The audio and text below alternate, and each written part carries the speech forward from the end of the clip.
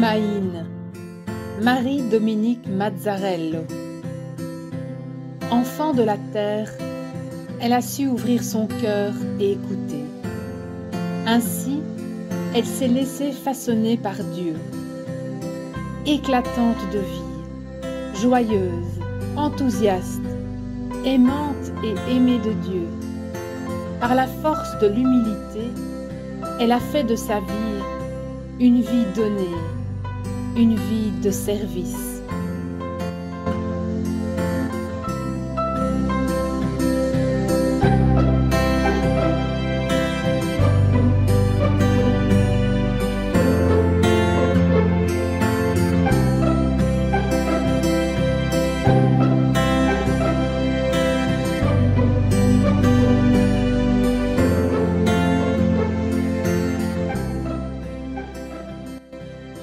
Alors que le temps s'écoule et que le travail s'amoncelle, dis-nous, Maïn, quelle heure est-il dans nos vies?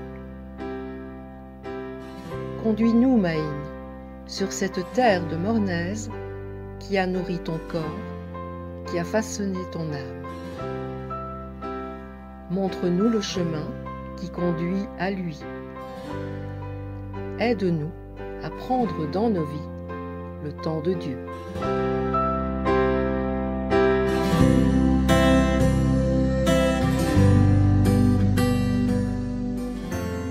Partons à la découverte de l'esprit de Mornaise. Notre parcours, en suivant les étapes marquantes de sa vie, nous fera prendre conscience de la force de sa foi, de sa puissance d'amour et surtout de sa disponibilité à l'Esprit de Dieu. Le temps de ce voyage, nous ferons de l'Esprit de Mornaise notre respiration, en nous laissant nous aussi interpeller par le Dieu d'amour qui souffle en nos vies.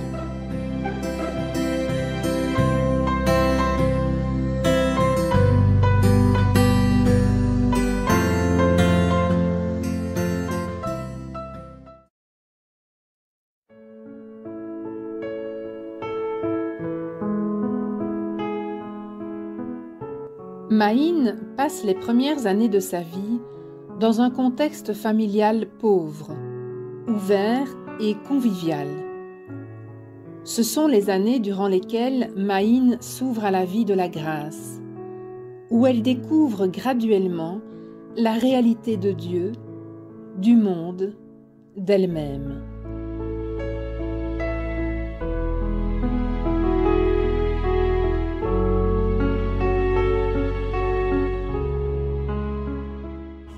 Marie-Dominique, merci pour ta famille. Merci pour ton enfance. Tu es née le 9 mai 1837 dans le hameau des Mazzarelli, à une vingtaine de minutes de Mornaise, village posé sur une colline entourée de vignes et de champs. Tu y as passé les 10 premières années de ta vie. Ton papa travaille comme ouvrier vigneron. Ta maman veille sur toute sa maisonnée. Les 2 frères de ton papa et tous les leurs partagent le même logis. Folle ambiance que voilà. Tu es l'aîné d'une fratrie de 13 enfants. 6 mourront en bas âge. Tu as un caractère bien trempé, que surtout ton papa canalise au mieux. Ce n'est pas pour rien qu'on te surnomme Maïn, nom donné au vent qui souffle fort dans ta région. Voici ta terre, ton village, ta famille.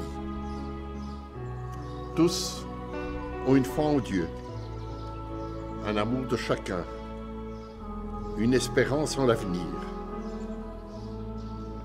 Oui, comme l'écrit Stephen King, les graines semées dans l'enfance développent de profondes racines.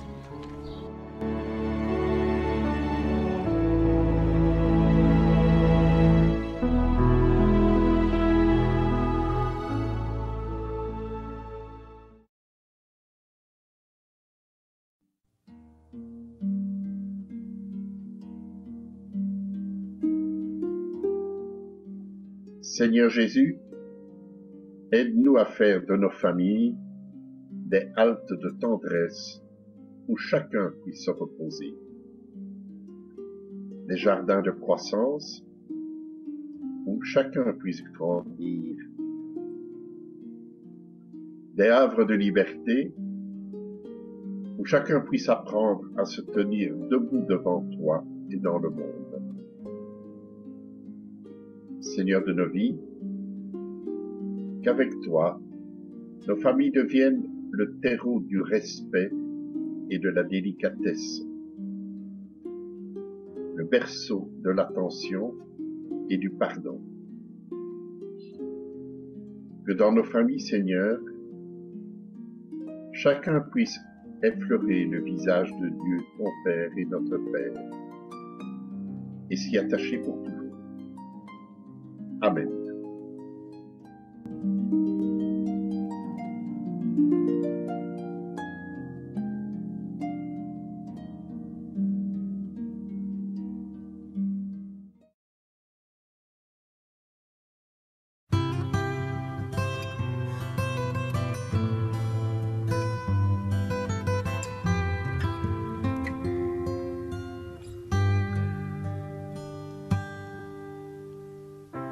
L'amour est une maison où le lierre s'étend du toit rose au mur blanc. L'amour est une maison où l'été et le printemps sont les seules saisons.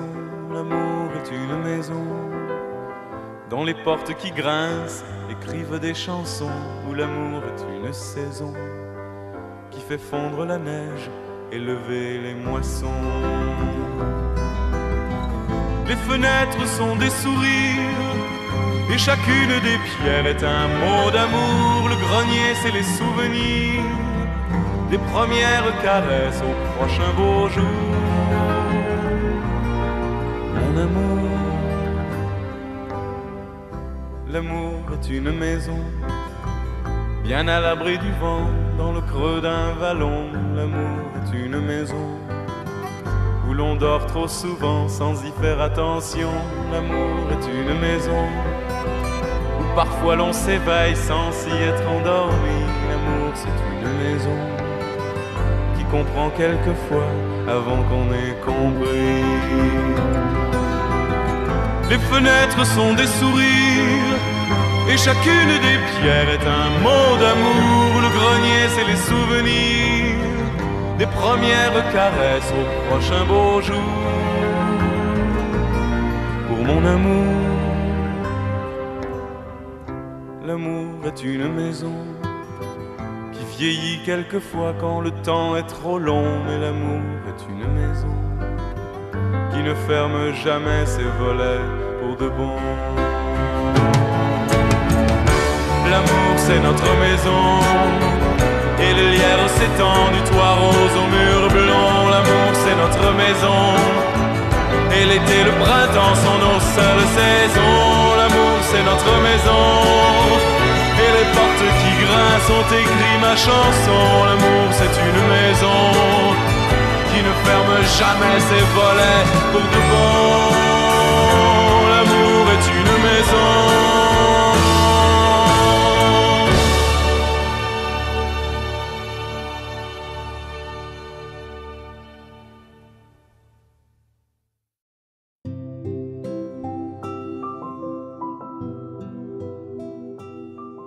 Il est dit que la période passée à la Valponasca est pour Mayine une école de vie.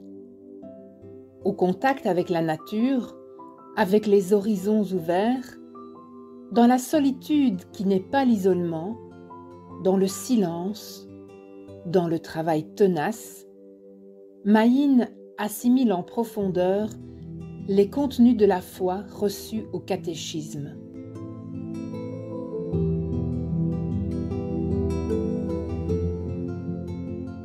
De Mornez à la Valponasca, la route est longue, 3 quarts d'heure à pied. La famille est venue habiter là, dans la petite ferme isolée dans les vignes du marquis Doria.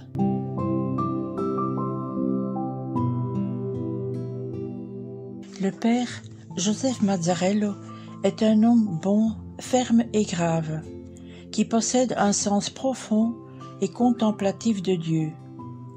Marie-Dominique ne fréquente pas l'école. C'est lui qui lui apprend à lire et à compter sur ses doigts, mais pas à écrire.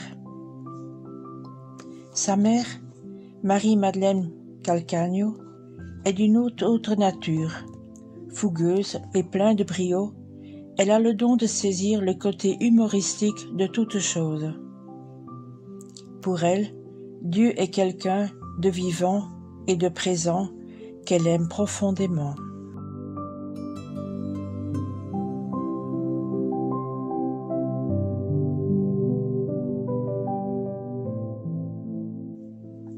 Le transfert de la famille des Mazzarelli à la Valponasca a lieu fin 1848. Marie-Dominique a 11 ans. Elle vit au contact avec la nature, le regard ouvert sur les grands horizons et dans le travail de la vigne. Travail et prière caractérisent sa jeunesse. Ce travail forge son caractère. Marie-Dominique est de nature impulsive, forte, impatiente, désireuse d'être la première. Son papa lui enseigne par la pratique que les choses doivent être faites avec patience au bon moment. Très tôt le matin, elle n'hésite pas à parcourir les 3 quarts d'heure de marche pour participer à l'Eucharistie dans l'église paroissiale. Mais elle ne veut pas augmenter le travail des autres. Elle ira puiser l'eau avant de partir alors qu'il fait nuit encore. C'est à la Valponasca que Marie-Dominique apprend à vivre au long des jours unis à Dieu et qu'elle développe une vie spirituelle intense.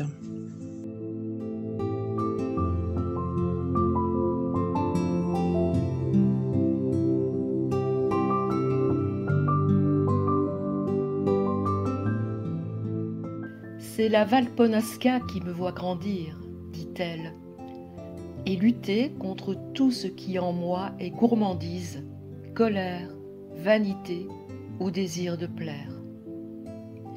C'est la Valponasca qui me voit fière de mon endurance à la tâche dans les vignes, mais aussi en prière devant la fenêtre qui, sur le mur ouest de la ferme, ouvre un œil sur l'église paroissiale de Mornez.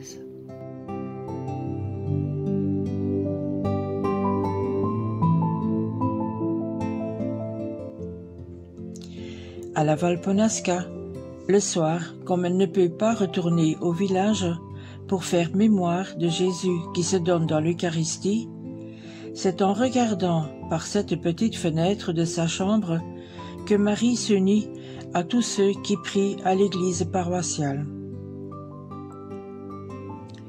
Le soir, en cachette, elle y invite ses frères et ses sœurs à la rejoindre pour prier le chapelet. Son papa et sa maman ont vite compris que quelque chose de spécial se déroulait là-haut. Inutile de vous dire qu'ils se sont joints à la prière.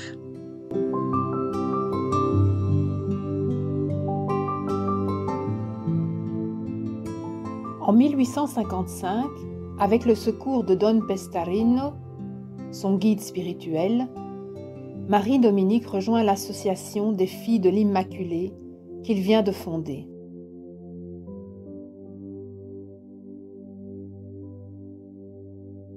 À la Valponasca, Marie-Dominique fait vœu de virginité. Elle choisit Dieu pour toujours.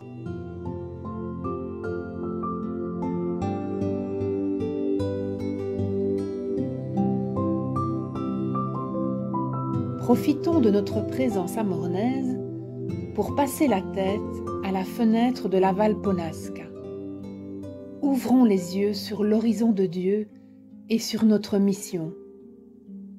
Qu'à travers ce regard, Marie-Dominique nous encourage, nous soutienne et nous réconforte sur nos chemins de service.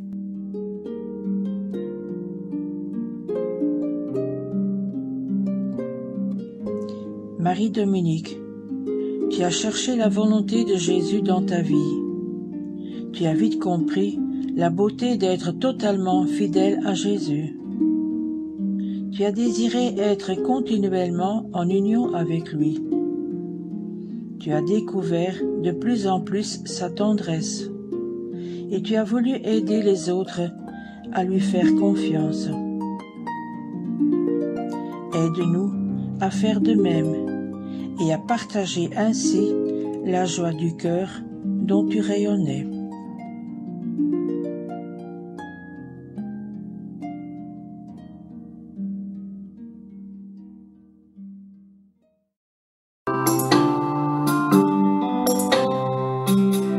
Sur tes pas, Marie-Dominique, découvrir la sagesse de Dieu. Avec toi, Marie-Dominique, communiquer la tendresse de Dieu. Sur tes pas, accueillir toute nouveauté. Avec toi, avancer dans la fidélité. Sur tes pas, s'ouvrir à l'amour infini. Avec toi, contempler le Dieu de la vie. Sur tes pas, Marie-Dominique, découvrir la sagesse de Dieu. Avec toi, Marie-Dominique, communiquer la tendresse de Dieu. Sur tes pas, oublier notre pauvreté. Avec toi, repartir le cœur plus léger. Sur tes pas, grandir toujours plus dans la foi. Avec toi, rayonner chaque jour la joie. Sur tes pas, Marie-Dominique, découvrir la sagesse de Dieu. Avec toi, Marie-Dominique, communiquer la tendresse de Dieu. Sur tes pas, puiser à la source du bonheur. Avec toi, continuer le chemin sans peur. Sur tes pas, vivre dans l'humilité. Avec toi, apprendre à donner sans compter. Sur tes pas, Marie-Dominique, découvrir la sagesse de Dieu. Avec toi, Marie-Dominique, communiquer la tendresse de Dieu.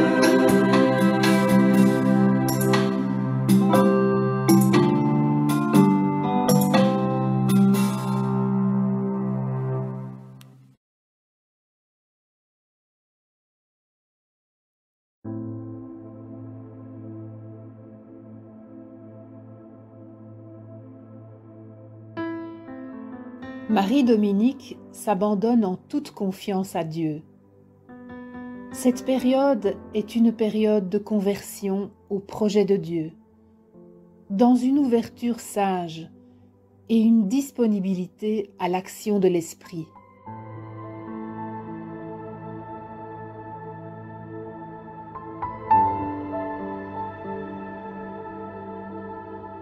L'amour sans limite veut faire irruption dans ma vie. Il vient troubler ce qui existe. Refuserai-je? L'amour où je me fixerais alors serait un amour relatif et limité. Ce serait le rejet de l'amour absolu et de ses audaces. Ce serait un lac stagnant et non la haute mer. Seigneur amour, romps toi-même les amarres qui me retiennent.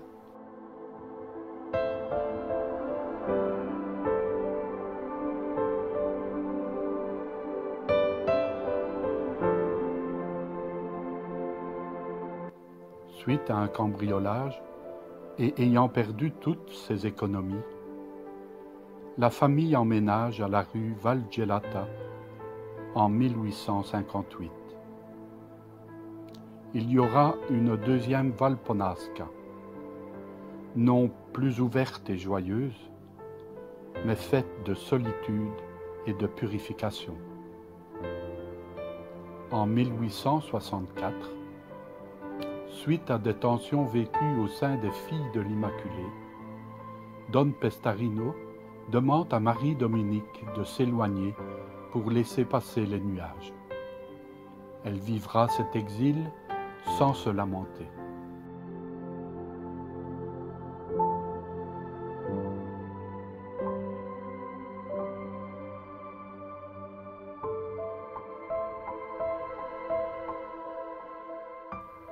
Durant l'été 1860, Marie-Dominique est atteinte du typhus en soignant les gens de la région touchés par l'épidémie. Elle arrive à se rétablir, mais elle perd définitivement sa vigueur physique d'antan. Très affaiblie, elle ne peut plus être utile à la ferme. Elle décide avec une amie, Petronilla, fille de l'Immaculée comme elle, d'apprendre la couture auprès du tailleur du village afin d'ouvrir un atelier-école pour les adolescents.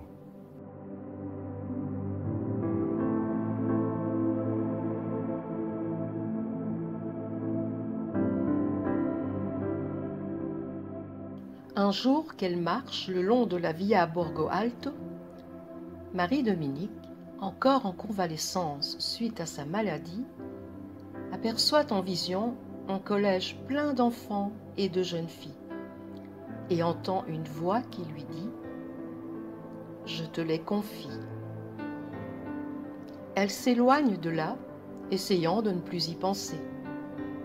Mais chaque fois qu'elle passe par là, elle entend les jeunes qui continuent de l'appeler.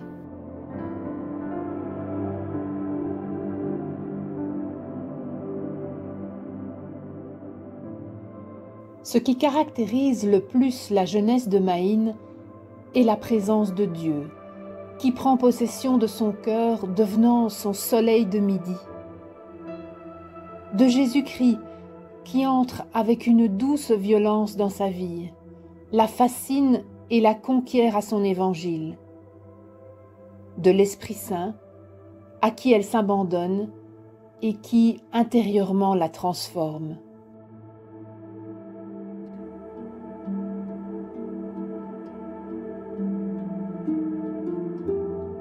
Sainte Marie-Dominique, toi qui as été fidèle aux appels de Dieu dans ta vie, aide-nous à réaliser jour après jour notre vocation salésienne.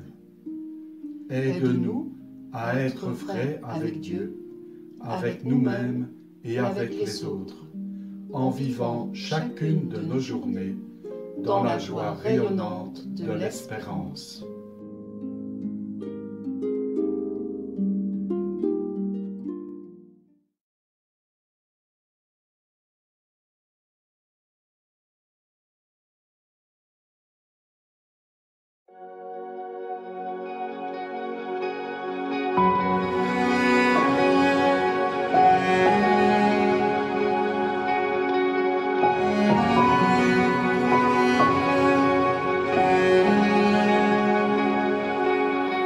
Même si pour moi tu devais t'abaisser pour porter ma vie et tout réconcilier, me montrer le Père qui m'a tant aimé, je sais que pour moi tu l'as fait. Je sais que pour moi tu l'as fait.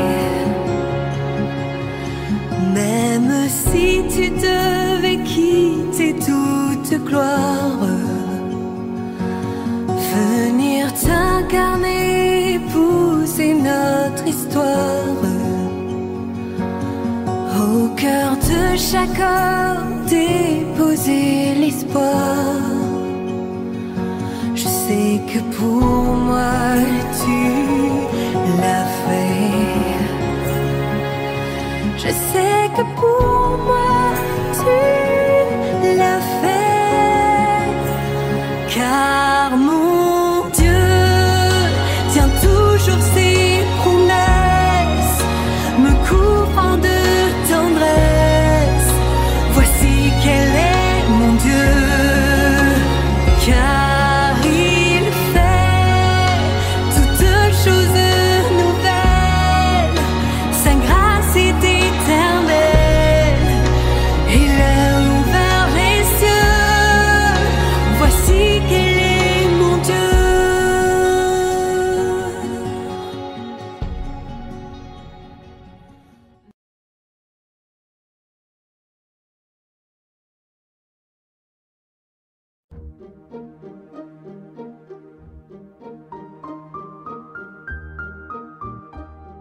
Approfondissant son rapport avec Dieu, Marie-Dominique prend conscience de sa mission.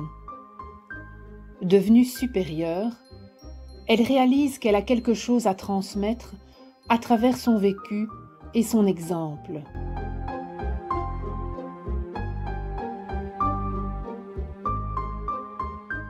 Marie-Dominique trouve dans sa rencontre avec Saint Jean Bosco en 1864 une réponse plus complète à son désir apostolique.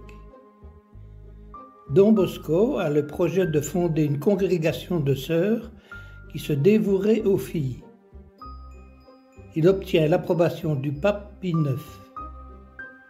Ensemble, ils fondent une nouvelle famille religieuse dans l'Église au service de la jeunesse. Nous sommes le 5 août 1872, Maïn a 35 ans.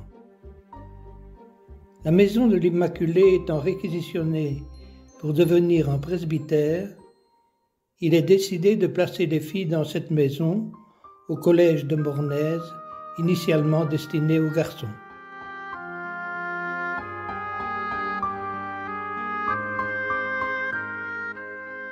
Don Pestarino dira d'elle: elle ne sait presque pas écrire, à peine lire, mais elle parle si finement et délicatement de ce qui touche la vertu, avec une telle persuasion et une belle clarté, que souvent on la dirait inspirée par l'Esprit Saint.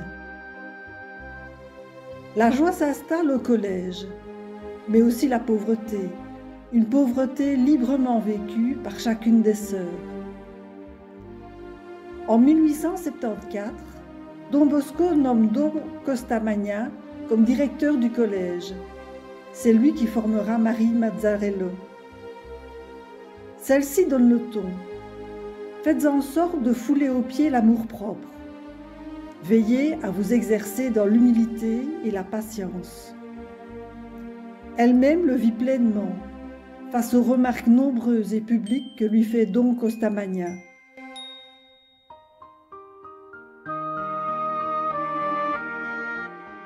Le 2 janvier 1875, c'est le départ d'un nouvel usage. Au salut « Vive Jésus », on répond à chaque fois « Toujours dans nos cœurs ». Et à celui de « Vive Marie », la réponse fuse « Vive Marie, notre espérance ». Une question posée à l'improviste par l'une des sœurs reste célèbre. Quelle heure est-il ? Marie-Dominique propose de répondre « Il est l'heure d'aimer le Seigneur ». Dès 1876, plusieurs fondations extérieures voient le jour. Turin, Aladio, Biella en 1877, Nice en France en 1891, Liège en Belgique.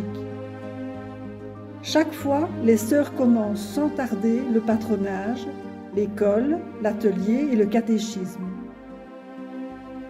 6 sœurs vont également partir avec enthousiasme pour les missions d'Amérique. Le nombre de postulantes s'accroît tellement qu'il est temps de penser à transplanter le collège de Mornez vers une autre destination.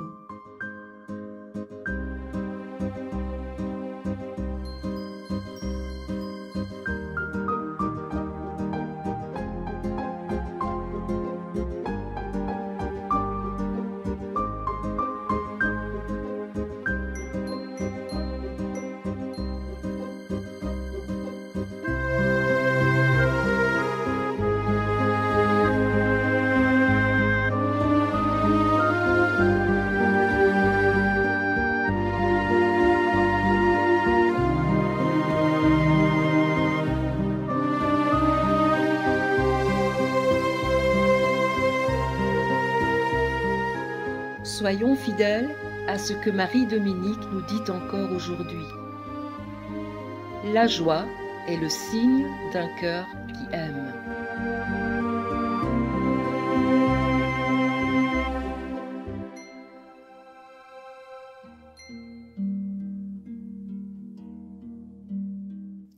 Lève-toi, il t'appelle. Seigneur Jésus, toi qui donnes la vie, toi qui donnes l'amour, nous t'en prions.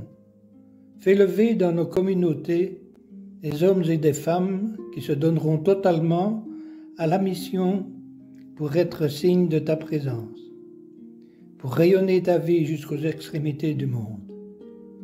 Ouvre nos cœurs à ton amour, afin que nous puissions répondre, comme le prophète Isaïe, « Me voici, Seigneur, envoie-moi ».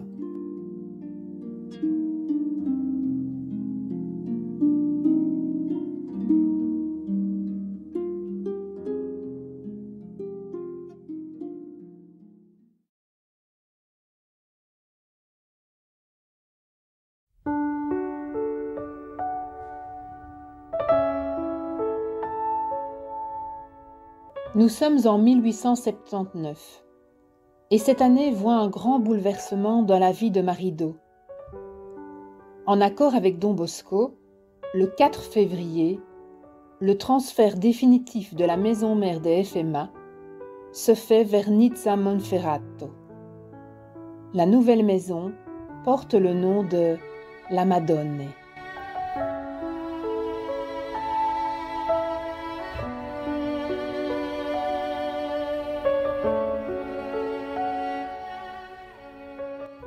Ce n'est pas sans déchirement que Marie-Do quitte Mornez, laissant là quelques sœurs dont certaines, infirmes, n'auraient pas pu supporter le voyage.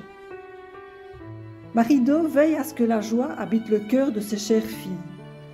À l'occasion du carnaval, elle annonce la visite d'un personnage important. Le cœur fébrile, tout attendent.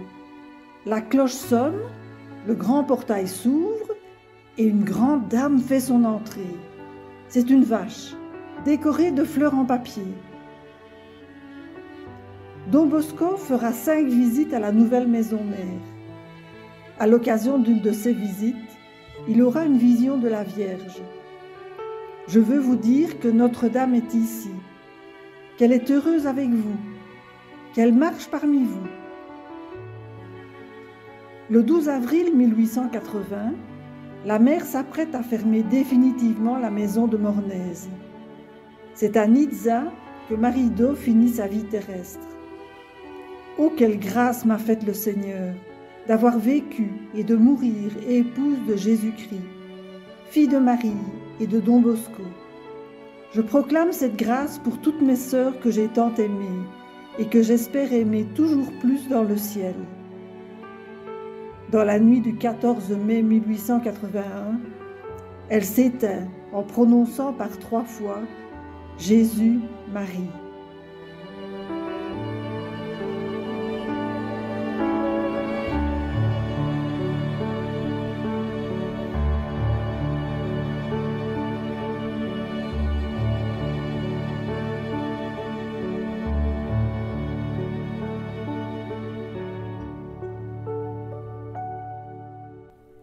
Elle était d'un naturel ardent, tempérée par la douceur et par la charité.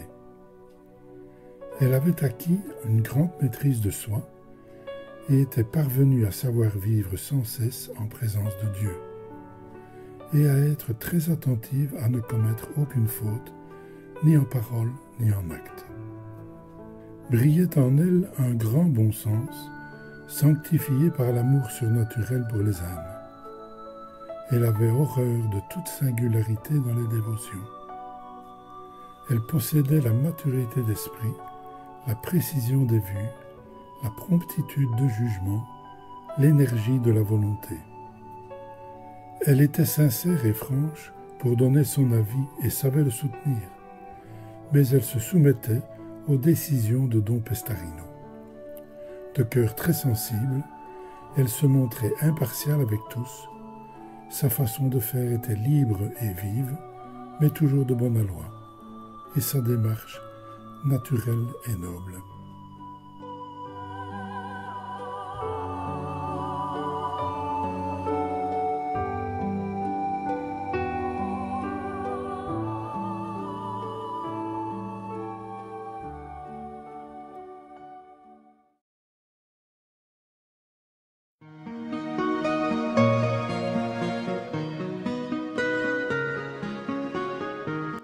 Marie-Dominique admirait beaucoup Don Bosco, qu'elle considérait comme un saint.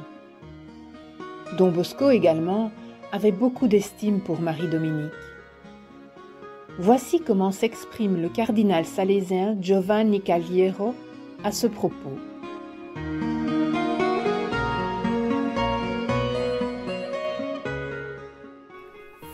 Chargé par Don Bosco de la direction du nouvel institut, je devais souvent recourir à lui pour recevoir des indications sûres concernant la formation de l'esprit religieux et moral des sœurs.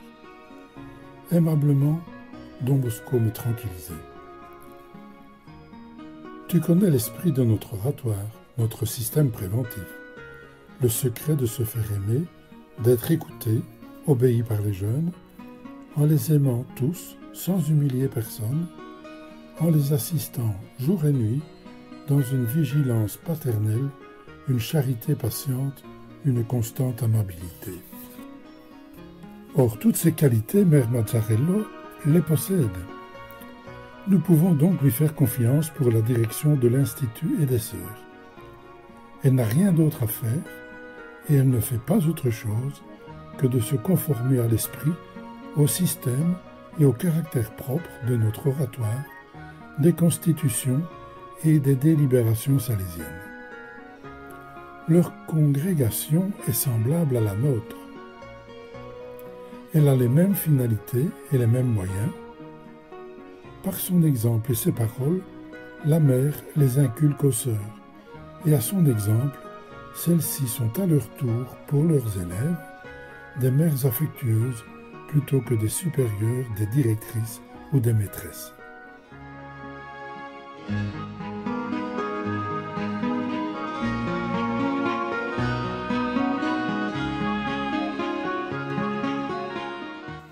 Prendre soin de l'autre, c'est bien plus que seulement soigner, mais c'est une manière d'être, une attitude globale qui englobe l'éducation de toute la personne.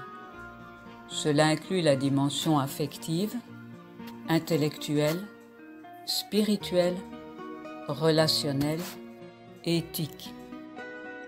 Prendre soin de l'autre, c'est accueillir la vie et se mettre à son service inconditionnellement.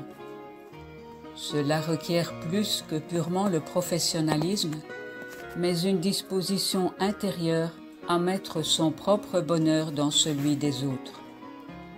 Cela demande un regard valorisant, prêt à accueillir les richesses et les limites de la personne.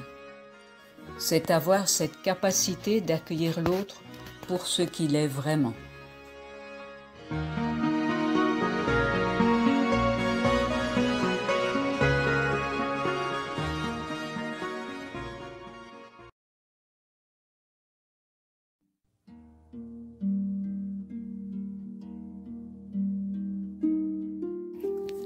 Marie-Dominique, toi la première pour répondre à l'appel du Seigneur, tu nous entraînes aujourd'hui à la suite de la famille salésienne. Ta foi n'est autre que les gestes simples du quotidien, la prière qui vient de ton cœur. La joie que tu puises dans la parole de Jésus nous donne un avant-goût du ciel. Et avec toi, nous voulons vivre cette confiance au Père éternel. Avec Don Bosco, donne-nous de rendre le sourire à celles et ceux qui ne l'ont plus. Aide-nous à être solidaires pour vaincre la pauvreté et la haine. Que nos paroles soient en concordance avec nos gestes, imprégnées des mots que nous dit Jésus. Sois, avec Jean Bosco, le guide sur nos chemins de vie. Apprends-nous à prendre soin de ceux qui nous sont confiés, avec patience et bonté, que nous les servions dans l'humilité. Comme toi, que nous ayons la sagesse de comprendre nos limites pour reconnaître les faiblesses qui nous habitent, mais que nous allions de l'avant lorsque les appels de Dieu viennent à notre cœur nous murmurer de rendre les autres heureux.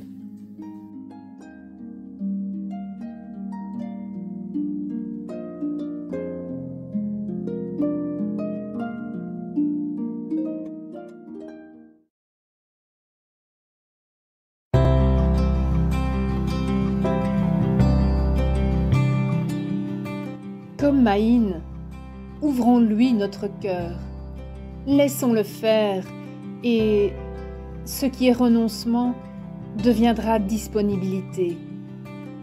Ce qui est abandon deviendra générosité. Ce qui est activité deviendra don.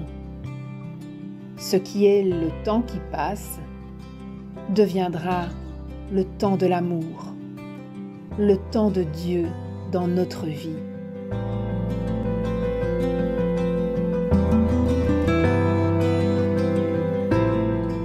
Alors, bonne route sur les chemins salésiens du monde.